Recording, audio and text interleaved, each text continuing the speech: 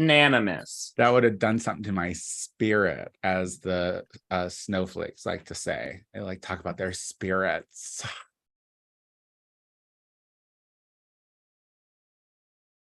Can't. Just loading on to the whole scenario here, I'm making sure that it is in fact quiet and muted. Who just texted us about seeing dicks? I don't have their number saved. Who's seeing dicks? Oh, it was Zeke. Oh, Zeke. Y'all want to go do dinner and see Dicks the Musical on Friday? I'm going to San Francisco. I would do that. That sounds like something I don't have to pay for. The dinner part, probably. I mean, he rents out theaters. I'm saying you probably don't have to pay for the dinner part. But I don't know. Who knows? I don't. He does sometimes do that. You're right. I love free stuff. Is all I'm saying. I like to take full advantage. That's why I need all my friends to get back to work. Agreed. And I need to get them to get back to work. So when I start finally looking for a job, there will be jobs available. Hello, YouTubes. Hi. We are back. Casey Lai and I doing the Lord's work. Look, we already have someone watching. That's great. It's not loving nice that for us. It's nice to have. Look, I did theater in Chicago, Casey. Mm-hmm. And that means that if you commit, what it's like to not have people watch you. know what it's like to do a full-scale production to a house of 3. You know what I mean? Because a ticket buyer is an audience member, and the show must go on. And I am from that. So my thing is, as soon as there is one person, because typically I'm just performing for you. And sometimes that doesn't go over well because you're so fickle with your, self. But if I have the one person, I know they're Team Tony. So I don't know. They might be Team Casey. They might be here for Casey. I don't know. Your crowd. I think so. Your crowd doesn't seem the type to sit down and enjoy a show. They seem the type to do bumps in bathrooms, No, I don't know, because I've been to your shows and I've tried to get into the bathroom and it's pretty hard. You're thinking of Fat Slut. I'm sorry. You're thinking of some other drag queen show is what you're thinking of. No one does drugs at my shows. Some of us have to get through them. So see, YouTube, he always starts out as a bully. I just need the world to know. That's why we do this. That's why we do this little start, so he could see our true colors. And we could see who is the mean one, who is the Mary, and who is the Rhoda. What is funny is that what you don't see, sure, maybe that is true. I start off mean on here, but we do a whole catch-up moment before we get on the air. And this started is the first time seeing of him. And he always starts it off. He started off by calling me flailing. And what was the other word? It started with a W. I can't remember. It was negative. And somehow I became an oppressor and an aggressor. And so I'm sorry. I did get pushed a little bit to this point of anger towards. First of all, you can't hate without love, and I do love him a lot. So that whole story that you just got from Casey is all alleged, because release the tapes. This is the first. I don't see Casey until you see Casey, as far as I'm concerned, here on the YouTubes. This is the first we're seeing of each other. He's lying. And that is pretty on par for a drag queen with a Latin background, since we've heard. Oh my God. Well, listen, now we have 2 people watching, so we should go. There's one for each of us, Case. There's one for Are you ready to do a double date? Yeah. Yeah, are you ready to double date? Mm-hmm. I said horrific is what I just said. That's what I just said. You've been struggling with your words today. I know. I've been. He struggled to find the pronunciation of the word. I said colonizer just fine. That one rolls right off your tongue. All right, I'm gonna give you a little countdown case, like a little 3, a 2. Hello, everyone, and welcome back to the Gay Power Half Hour, the only gay podcast on the internet that's just like a congressman from Long Island, because we too know the joys of lying to you. We just like to see what we can get away with sometimes. It's thrilling. With your host and confidant, number 1, Casey Lai, and your lying drag queen, number 2, Tony Soto. Hello, world. Welcome to my beautiful voice. Isn't it nice? Doesn't it feel like a hug? Like a real... I guess this week we'll take what we can get from a comfort standpoint. Not the most comforting week in the world out there, but... So, hi, Casey. How are you? Doing well. How are you? So do you ever go through your Instagram feed and delete things that I've put up, or like do you post? Like do you go through and delete like stuff? Occasionally. I like to look like I'm not I think I have like maybe 500 posts, maybe a little over 500 posts right now on my... These are main, right? This is main feed. Yeah. And because here's the thing. I do not believe that any of you are scrolling down that far. I don't really go to people's profiles and scroll pictures. Do you do that? It depends if I'm trying to smash or not. Because if I'm trying to smash, I want to see what you looked like when you were 24 years old. Which for my usual, smash group is like a couple of years before. I want to see what I could have had. I want to see to engage that great imagination that you're so braggadocious about. You CGI his face with his young face. You're a weirdo. Well, but so yeah, I do occasionally I scroll. Okay, I don't do that, but so I was going through and I found the funniest picture that will never get deleted. And it was taken at Learn the Words, and I was in drag, and it was one of my friends, I don't know, cousin or something. And the photo is their arm is around me, but their hand is literally like 2 inches away from my body. But looking like they were wrapping their hand around me. I mean, I feel like she was scared to touch. I feel like, well, it's because we respect women's bodies.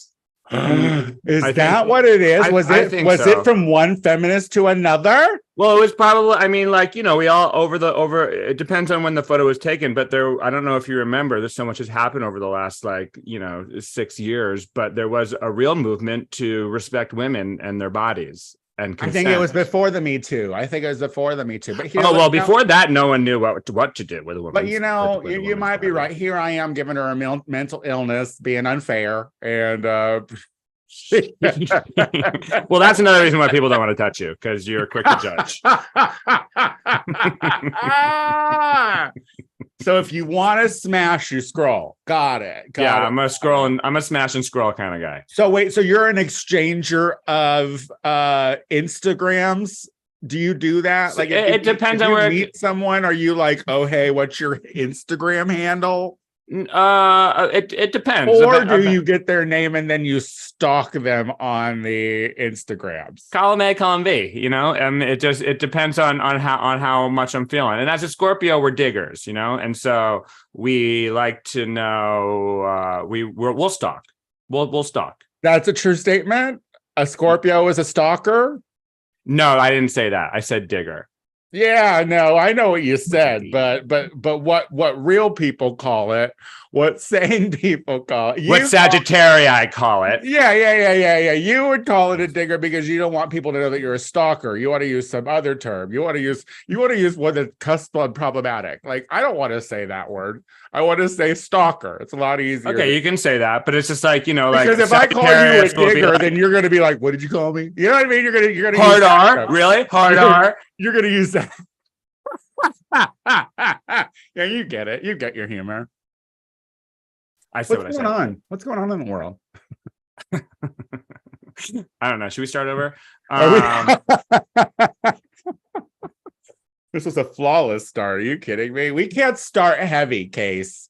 We can't start heavy. No, I like that. On heavy days, we have to start talking about scrolling to smash. Well, I'll tell you what's still pretty heavy is my leg after a bee sting made it swole to twice the size of its normal thick boy size. So, listeners, if you're just tuning in, my very best friend, Casey Lai, a gentleman that I love very dearly, is very dramatic and at times can be a bit flaily. So what happened? Casey and I have been spending some time together over the weekend. Too much, some might say. And enjoying each other's company. And we were at a pool party over the weekend where she's, you know, gallivanting like she's on the playas of España in a fucking little datey panty splashing around. And she got stung by a bee. Okay. She got stung by a bee that died shortly after. But boy, do we have to hear the fucking trauma that it instilled on this young woman of privilege. I'm happy you started that by saying you love me so much, because boy, it doesn't sound like it any other with any of the other words that came out of your mouth after that. So at least we know you do. And boy, with love like this, my friend, is fine. Well, you explain what happened. I got stung by a motherfucking bee at a pool party. Yeah, you were all hopped up on mezcal, just flailing around, you know, like not a bee near me, baby. And actually, I even encountered that bee when I first got there, and and moved it with my hand, and it did nothing to me. Some of us just happen to be delicious to everyone, including insects, including me. And I can't help that. I am someone who, when, you know, like, I don't know what it is about me. Perhaps I run hot. You do. What were you saying? What were you saying? I'm delicious. I am delicious. I'm delicious. That's I was not flailing. I want to, like, first of all, it's just homophobic to begin with. It's flailing right now, ladies and gentlemen. If you watch us live on the YouTubes, you'll see a flailer right now. I'm emotive and Italian and gay. So yeah, there are times where I become so impassioned by a conversation that I will gesticulate, not wildly, appropriately and hilariously. Okay. And maybe bees see that as a threat, but I do not threaten bees. I love bees. Bees are the only way we have to pollinate the food source that gives us all life on this earth. And so, yeah, I don't want any bees to die, especially after they've stung me. Okay. Then all guilt sets in too. You know, so that's the circle of life, bro. You killed that bee. And here's the thing. Granted, they're going extinct. So what's one more, I guess? Very American view. Very the earth is flat. But you know, Casey, I will say that when I saw you the next day, don't you roll your eyes. When I saw you the next day, your leg was swollen, gorged. Yes, it was. It was full of poison from that bee. Yeah. So one, thanks for your sympathy. And then when he saw that, he proceeded to tell me it was my fault. He's a victim blamer. And I will say, like, again, I was just chatting. Okay. And the bee landed on my leg. What are you supposed to do in a league? I guess I'm not zen enough to take deep breaths as a bee. With, you know, a big old stinger, and I'm not like deathly allergic to bees, but I'm allergic enough to have the bee sting area swell to the size of a small volcano. And then later on in the afternoon, Casey starts getting eaten up by mosquitoes. I'm delicious. And so then she's complaining about getting bit by mosquitoes, getting stung by a bee. And I was like, well, look, you're a flailer who gives off a lot of CO2 because you're always yapping. So you are a prime candidate to get either. Well, the other thing is, like, I have the ability to handle pain. And I feel like if you got stung, it would be a year-long ordeal where, we'd be talking about how your elbow still doesn't work because you got stung by one bee. And he was stung on Saturday, ladies and gentlemen. It is currently Wednesday. So I just need the world to know how I was trying to keep things lighter than our eventual conversation about an international. Suddenly, all I want to do is talk about the war in Israel. See, I take the bullets, not real ones, thankfully, metaphorical ones, so we can forget about how tough it's amazing. If you follow the Gay Power Half Hour on YouTube, you can watch one of the smallest little men carry one of the biggest crosses you've ever seen. It is very funny to me because I would imagine people who listen to the show and have never seen either of us would have a very grotesque view of who I am, because the way that you describe me is tiny, flaily, round, pear-shaped, CO2 emitting, wallowing. You're the reason why we're going to electric cars, baby. We can't afford any more emissions, and that is why I love you. That is why I love you. I kid. I'm so sorry you got stung by a bee. No, you're not. No, I should. You're not. Don't apologize for something that you're not sorry about. I mean, yeah. No, listen. I wouldn't have wanted to get stung by a bee. No. Do I wish it had been you? Yes. But and I actually would have been sorry because I have empathy. That's one of the words I was going to use. That you like to browbeat me with. Yeah, I know. Well, listen. I would hope that beating you with a stick of empathy would get some insight, would somehow it would rub off a little bit, but it turns out you can't beat empathy into someone. That's actually against the point.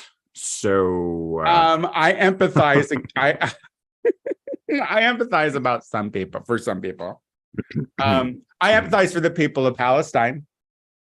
Okay, not for the people in Israel. I empathize for any people who are slaughtered by war. I think listen, I'm happy for natural disasters to take out humans. I say this all the time. Big fan of it. All right. I will never, ever question the earth on their decision on who to take out. I do not in any way condone senseless, brutal violence. And I think that is an awful way to go out. So yeah, I empathize for those people who are killed and slaughtered. But if I'm going to do that, then I have to know enough about the Israel-Palestine conflict to know that you should have that same empathy for a people who have been suffering from an apartheid country that allow people to come and immigrate to their country and push them out of their home, Palestinians out of homes, move them to tiny little areas where they fit millions of people in, like Gaza. So I feel like if you're going to be mad or sad about one thing, you got to be sad about the other two. Yeah, I think a lot of people are showing their sadness on one side or the other right now instead of. Do you know what I find uplifting is the movement on social media of non-Zionist Jews who are coming out for Palestinians and their rights as people? Because, the thing is you have to, people want to paint a real nuanced picture about Israel and Palestine. But, before the empire that ruled the Palestinian area, Christians, Jews, and Muslims lived together almost harmoniously for fucking a long time. It wasn't until Zionist Jews started their movements to form a state for Jewish people. Yeah. In the 1800s or whatever, that, and then after World War II, obviously. Yeah, and they thought about other places. Uganda was on the list. They had to fit the narrative of the. Listen, they all. I believe it or not, truthfully be said, I don't think that this is like a religious battle. Well, not necessarily like I think that unless you're talking about Americans, because I think that we need to have Israel to fit the prophecy of a book that people worship. So like, that you're talking about American evangelicals. So right. And then after the Holocaust, they pushed for the need for an Israel state because of Christian anti-Semites. No, not just Christian. Well, yeah. Who are the Christian? They were. I mean, after not,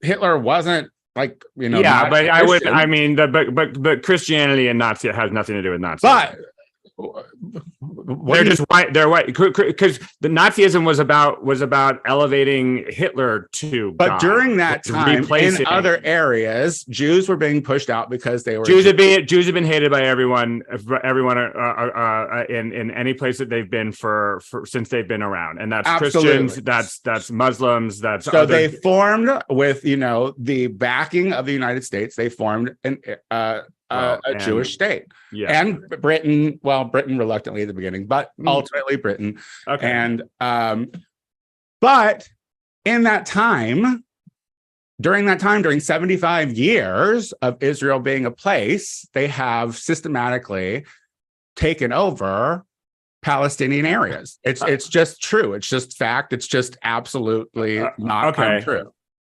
Yeah. No, I don't think there's any way of separating. Palestinians have the Gaza. They have Gaza. They have the West Bank, and they theoretically have Jerusalem if they can get a pass to go to Jerusalem. Okay. Yep. That is all true. So how is it that we blindly support Israel?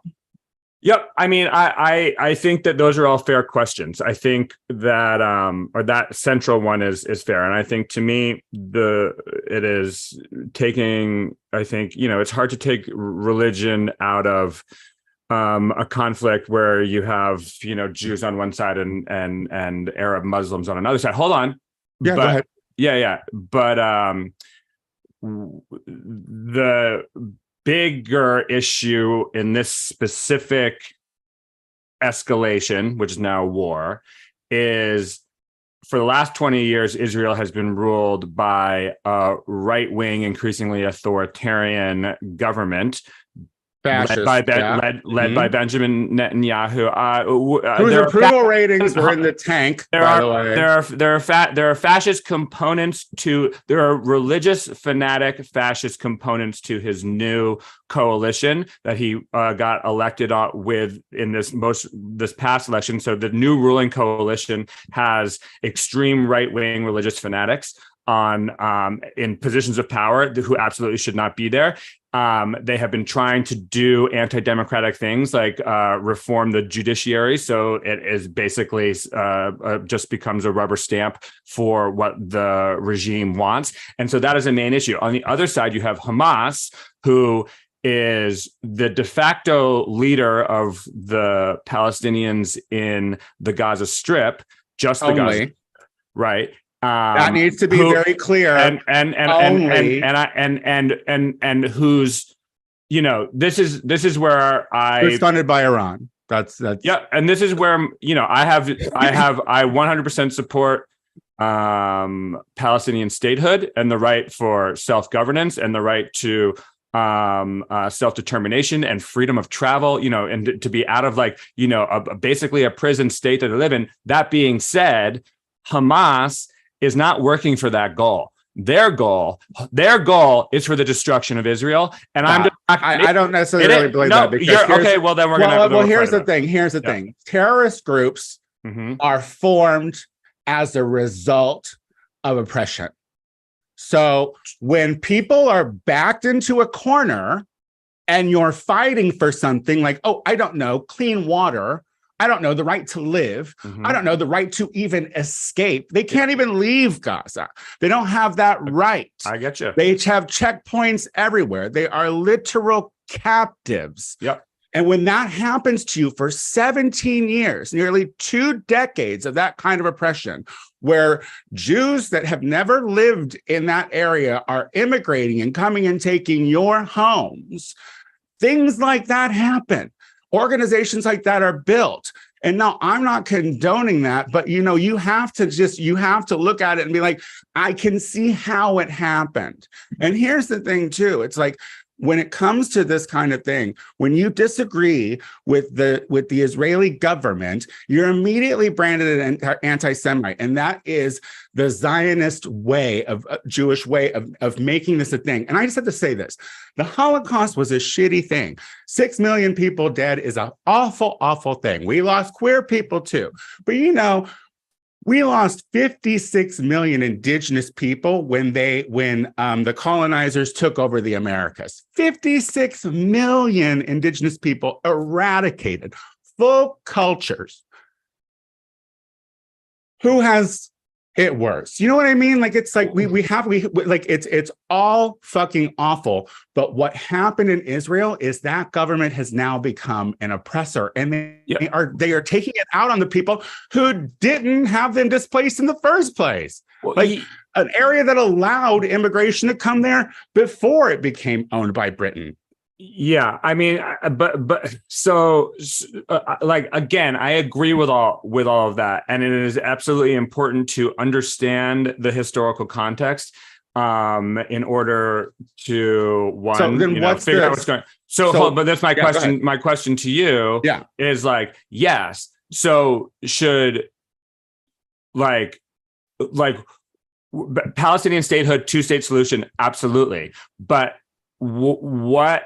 Like, since Israel has only been a country for 75 years, what happens to the state of it? Like, what land goes back where, and know what? Who fucking knows? And honestly, the thing is like, I don't have an answer to that. We let it get taken. Like, it was like, we let like Israel did that, bro. So like, it's like, I don't know how we go back and fix Israel's mistake. And the thing is like, you have a country like Israel who doesn't see that shit as a mistake. They see that as a divine prophecy. Well, there are plenty of people in Israel and no, absolutely. I'm talking about I'm talking about the government. The Jewish diaspora that believe exactly what you're saying, and I hear what you're saying. And so let me be clear. I'm talking about the Israeli government. When I don't talk about the people. Not talking about the people. Sorry, the people got killed. Sorry, everyone, all the innocents. Sorry about that. I'm talking about the establishment that has put these wheels into motion for 75 years. And has annihilated people by the hundreds. Yeah, no, I mean, grabs. The settlements. So that why are we asking? This is the thing. Why are we asking the oppressor to condemn, and why are we asking the oppressed to figure out how to fix it? No, I'm not asking the oppressed. I'm not asking the oppressed to fix it. I think they're. I'm not saying you. I'm saying these are my questions, because look, we live in a country that blindly supports Israel, like, because we've done it. You know what I mean? We are a country based on the annihilation of a people. I mean, and we are rich as a result of the enslavement of people. Yeah. So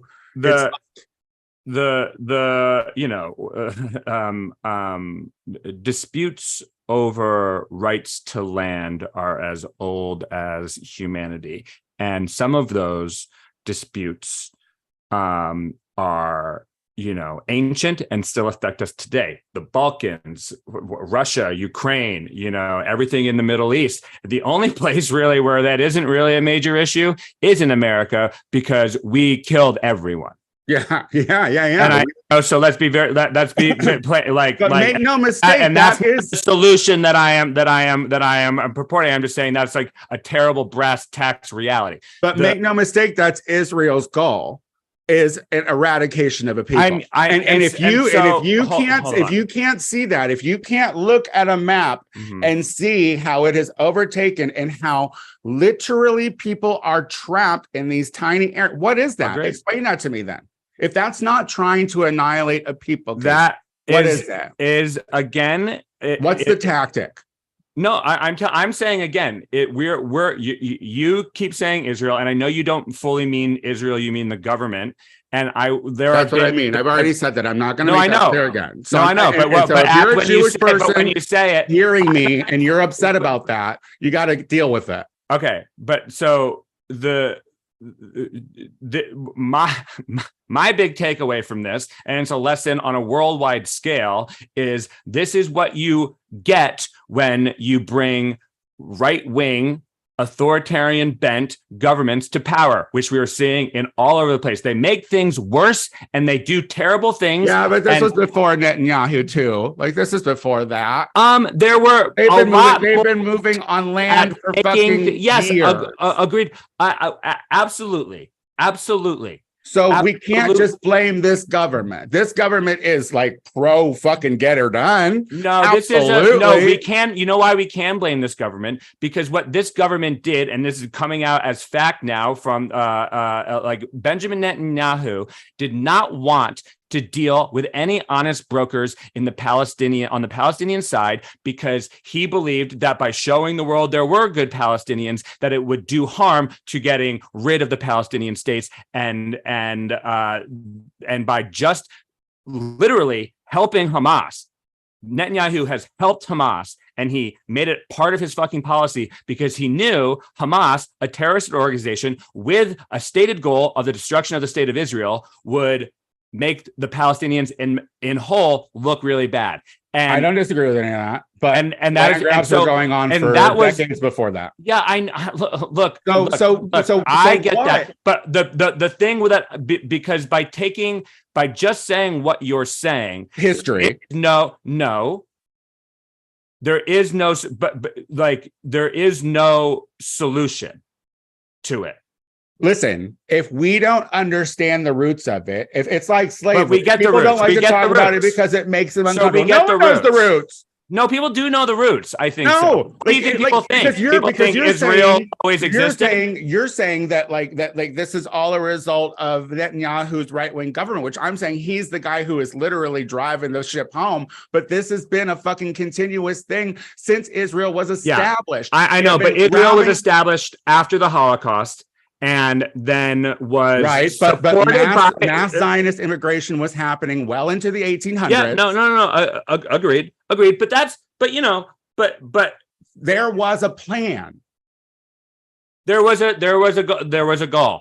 To what? To form a Jewish state, to take over that area, right? And how do you do that? Yeah, by no. That's I think that I don't know why you don't want to admit. No, hold on. But at 0 point was the foundation of Zionism and the eradication of the Muslim population in that area one and the same. Absolutely not, and that's a false fact that I'm not going to. That's not going to promote it. That's not the case. That's not the case. I mean, I don't agree with you. But you want to ground things in historical fact. Find me the proof that Zionism, as early stated, and the eradication of Arab Muslims in that area are part of the same track. Who has all the land? Who has all the land? Israel, right? Now they have their part of. Yes, they have their land, which is a lot of it, right? Look, this isn't. I'm not arguing like the Palestine. But what I'm saying is, Palestinians live in open air prisons. We got to it, and they didn't. It got to where it is now, and they didn't use to. Yeah. And now there's immigrating settlers coming in and pushing people out of property. Look. I mean, and this is one They're of those things. killing them by the hundreds. I get backed into this corner in a discussion like this of taking the side of the oppressor, which is not what I'm doing. I'm not saying you are. I'm saying that I'm not. That's not what I'm saying to you. So I'm not being hostile towards your opinion. I'm saying that look at a map and see where you were and see where we are. And see it like I'm not arguing that, but you can't argue that a lot of those people are dead as a result of that change in land ownership. Yeah. You know, so if I was to say that through the decades and at various times where the Israels have been honest dealers in trying to make some sort of lasting peace, that there have consistently been attacks on the country, and they've been surrounded by various regimes that have made it again their sole goal to have the country eradicated. And you know, whether Israel should exist or not is not the question that I think we should be. I know. So let me make my point. Okay. And so it does. And when you live surrounded by people who want to see you destroyed, you make yourself bigger by eradicating people, so that way you can be the strongest military. But this is the point. You're saying it's like decades and decades of policy. I'm saying that it didn't have to turn out this way, and leadership at various times have pushed it in this direction. And absolutely, it's been the last 20 years of Netanyahu's rule that has made it worse. Ariel Sharon didn't necessarily help, but even he wanted a two-state solution. Bibi Netanyahu still taking land during that time, still grabbing land, still displacing people from their homes. But that's historic. That everyone's doing that all over the place. You can want peace in front of cameras, Casey, but it's what are you doing in your country during? I agree 100%. When the world is watching, when that shit is happening, and you're still displacing, how authentic is that want for peace? And the Israelis keep electing Benjamin Netanyahu. So at least 51% or whatever it takes to get a governing coalition on that side has to really take a hard look at what they've shown. And I will say this, Netanyahu's push to overthrow democracy and democratic norms in that country, and making a ton of people in the military pissed off at him and not want to fight for Israel and not want to fight for this person, has made it so they were wide open for an attack, a devastating attack. But then our country is the lives of 2,000 people endorsing that democracy. So, I mean, it's just very, I feel that in this sense, I feel like there shouldn't be a question. You need to defend the people who aren't allowed to travel without. Yeah, but this is not a checkpoint. This is a whole other thing about it. What is Hamas's end goal? What is Hamas's end goal on this? What the fuck kind of question is that for me? Correct question. I don't know. Look, what they want is their land back, and I can understand that because it was taken by force, and they're still murdered by the military. That is the Israeli military, and and a lot more people are getting murdered as a result of it by the military now. And when you're backed in a corner, sometimes your end goal is just to escape. Maybe you don't have a fucking plan past that. But you know what? Getting out of a fucking open air prison sounds like a pretty good start. Look. I don't know why we're trying to make sense of this, because the thing is we want to make them barbarians, but then we want to have. I'm not trying to make them. No. I'm not talking about you, but what I'm saying is the implication is that these people are savages, these people are terrorists, but all the while, since this has started, Israel's done nothing but war crimes. They've shut off their power. They've shut off their water. They've shut off their fucking gas. They have no fucking connection to anything. And we talk about the fucking rules of war, and they're already going against it. But you know what's going to happen? Nothing. Like, we already heard a military guy talking about Israel has the right to defend themselves in any way they want, which means they can do war crimes. So, excuse me, I'm going to find it a little harder to find their reasoning. I mean, I empathize with the people there. I mean, Americans have been taken hostage as well. This is not like it's not affecting everybody. But if we don't look at the root, then nothing gets fixed. And the thing is like those people are struggling to survive right now. Yeah, but again, but the thing is the thing that, like, okay, I agree. Get to the root for sure. But this is what also, but just by getting to the root, that's what it does. Getting to the root gets.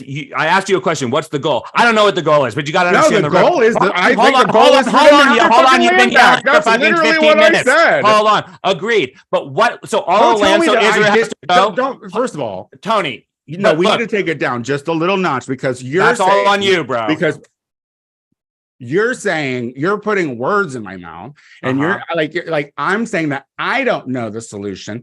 I don't know it. But what I would imagine their solution is to have their fucking land back. That's what I said. So all of the land, and how that what?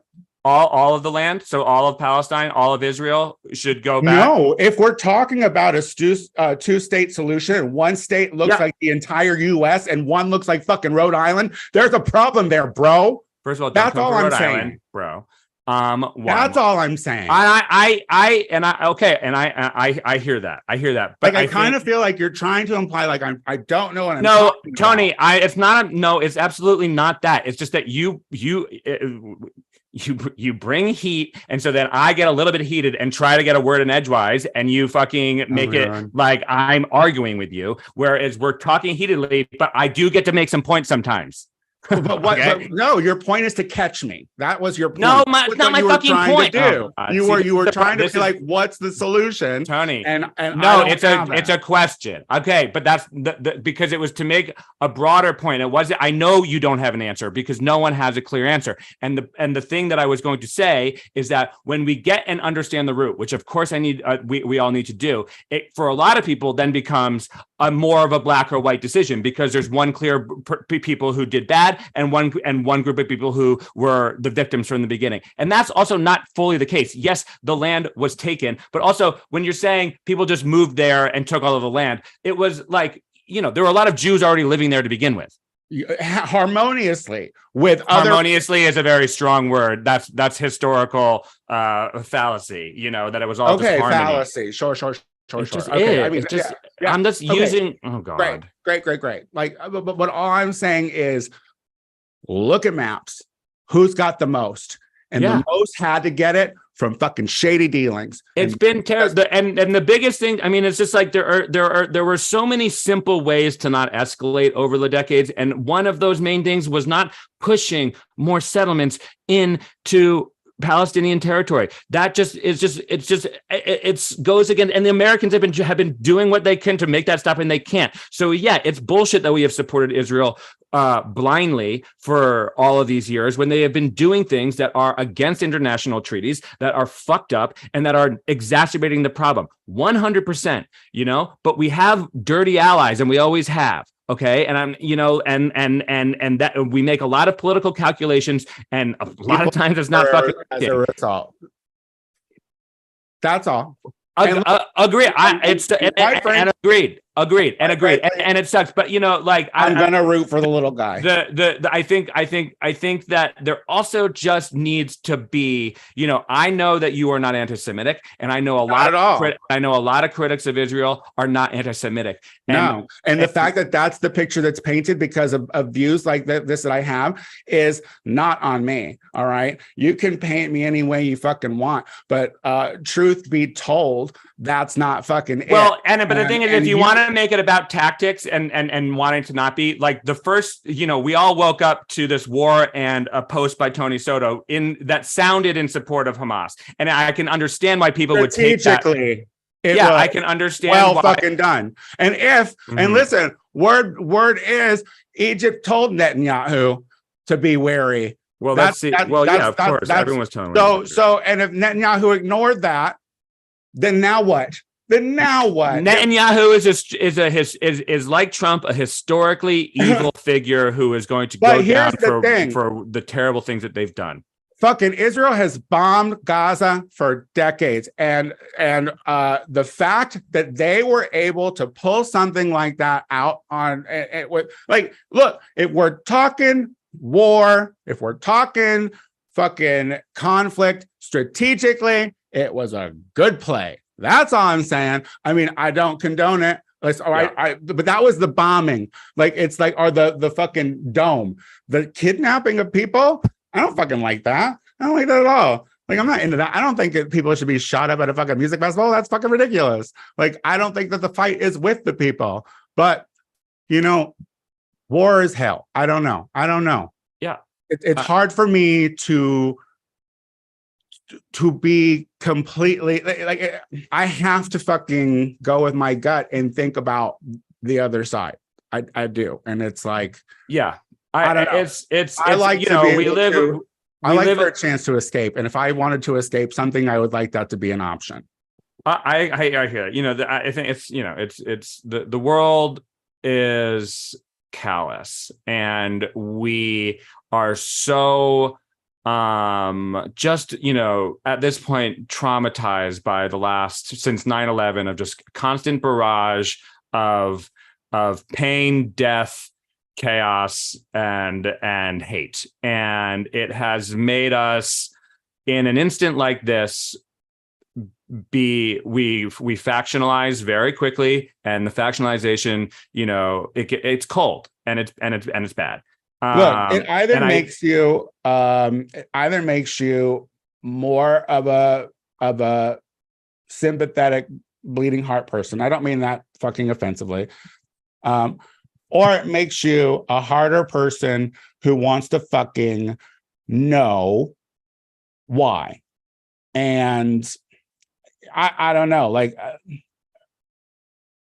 it seems to me like a blind eye was turned for a long fucking time during that, for it to get well past the two-state solution at this point. And like I said, I don't know what that means. All I know is it looks like the Palestinians are going to be the people that suffer as that's my main point about being like, good, like Hamas is just fighting for the Palestinian freedom. They have just done what Bibi really wanted them to do, which was give him and his fucking fascist allies the ability to destroy Palestine. He has his WMD excuse.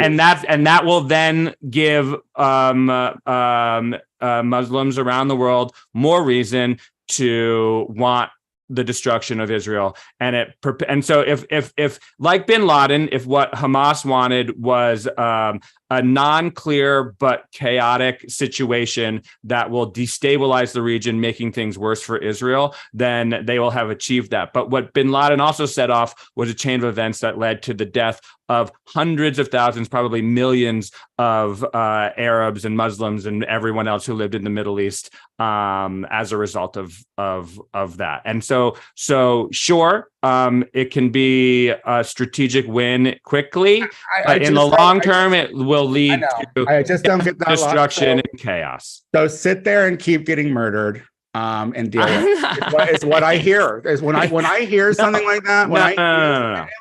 Look. That's just me. No. When I hear something like that, like there has been no attempt towards a solution. There has just been a fucking further grab of land. So at this point, we just say, I hope if best case scenario, the Israelis have realized that the bill of goods they were sold by Bibi Netanyahu, which was a lot of fucking bullshit, but we will secure the borders and we will keep you safe. That illusion is now. Hold on, let me make my point. Before this happened. Is that no? But seriously, let me make my fucking point. And is that So if now that bubble has been fucking burst, literally fucking burst, and now they're forming a unity government to deal with the war. I think that Hamas thought that this would tear the Israeli factions apart, because they were at their most that they've ever been in this entire history, in discord. And what we were seeing is them pulling together. And if that leads to the ouster of Netanyahu and the entrance of a more moderate and understanding, and dare I say empathetic group of people to lead the country, that will be a good outcome. Okay. And so maybe it is. It doesn't, I mean, decapitated babies is never a good look, but sure, it happens in Palestine all the time. Babies get blown to fucking bits by Israeli fucking bombs and Israeli fucking guns. So pardon me if I don't shed a tear. I'm not asking you to shed a tear. I'm not asking for anything. I'm just saying, there has been hardcore reveling celebration for all of these Israelis who died around the world. Okay. And that is like one of those things that you're never going to shut that off, So, and the thing is, it's people hate Jews. They've literally watched what has happened. Look, and the thing is they all want to paint it around anti-Semitism, but it is literally a government that has overtaken people and systematically destroyed them. So it's like you have to be able to separate the criticism of the government from the fucking people, and that's why I don't like it when people fucking come for me with my opinions because of my critical views on the Israeli government, because it has nothing to do with the Jewish people. Because truthfully, a lot of the Jewish people, and what I was saying before, is Netanyahu's fucking approval ratings are fucking in the shitter. Like, there are more Jews, I believe, in Israel that fucking don't stand for the military bullshit. Yeah, he's done after the Palestinians. So, that's not where I'm coming from. But even at the most peaceful time, is what I'm saying, shit was still being taken over. So no, and they were making it, it was like that was, and a whole nother part of it is this deal that he was the Saudis and the Israelis and the Americans were trying to broker, which wouldn't have led to, the Palestinians would have been left out, and 100%. And yeah. And it's like there was You're talking the deal in the 80s?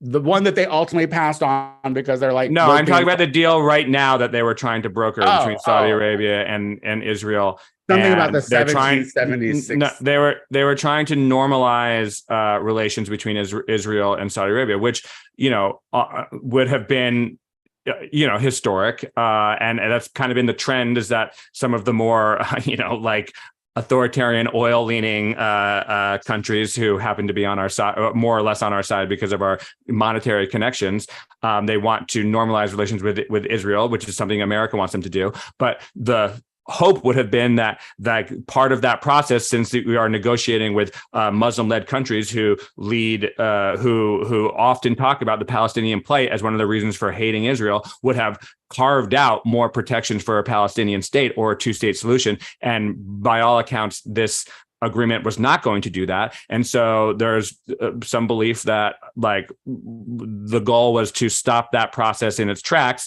by giving Israel an excuse to kill a lot of Muslims, which is never a good look when you're a Muslim country trying to normalize your relations with Israel. So again, strategically, maybe they're achieving some aims up front, but I don't understand like that, all of this yelling and all of this stuff, like, on both sides. To me, the solution is negotiating peace. And so let's find those people. Why roll your eyes at that? Why rolls your eyes at that? This is why we start the show light at the beginning, because when it's topics like this, we give you an hour, everybody. We give you an hour. That was an hour of shouting? Oh, it was pretty close to an hour. Well, but that, like, you know, with everyone, stop electing right-wing fucking fanatics, okay? And that goes for freedom fighting Muslims who might have some liberal socialist tendencies, but they're fucking fascist fanatics if what they want to do is destroy the country next to them. Okay. And so like, it's easier said than done. But if we all want to talk about peace and want to stop fighting, then we all need to fucking get it together and stop propping up the people who want less peace and more fighting. And how about, and we do that in every country we do it. We're these apartheid countries take accountability for their actions. 100%. All right, Casey. Why don't you tell us what you're up to so we can wrap this up? This comes out today, Thursday, in Los Angeles. You can see me not talk once about Israel or Palestine at the Roosevelt. You're not putting it in your bit? At the Roosevelt Hotel tonight in Hollywood, California. And then on Friday and Saturday, I'm in a lot of places. I'll put it all online in a moment. Follow me at KCWLEY on X. No, don't do that. KCLEY on Instagram. And I will be in the Bay all week doing comedy. Starting Wednesday of next week, I'll be at the Punchline through Sunday. Yeah, I mean, listen, he says he's not going to say it now, but stay tuned for all of his most recent war singers. I'll talk about how it tears people apart who don't even really have a stake in the game except for humanity being a better place. And look at what two friends can do in an hour. They can really hurt each other. I'm walking away unscathed, ladies. I'm walking away limping due to the bee sting that I aforementioned. Y'all, if you ever want to see what I'm doing in drag, you can follow me on Instagram at Tony Soto Productions. And if you just want to see what I'm doing in life, follow me on Instagram and TikTok at the Tony Soto Show. And we'll be back again next week with talking about the next war. Who knows who's going to be fighting next, but we're going to bring it all to you here at the Gay Power Half Hour. Hopefully it's not Taiwan, because that one would be bad. Yeah, we'll lose that one. Bye. Bye.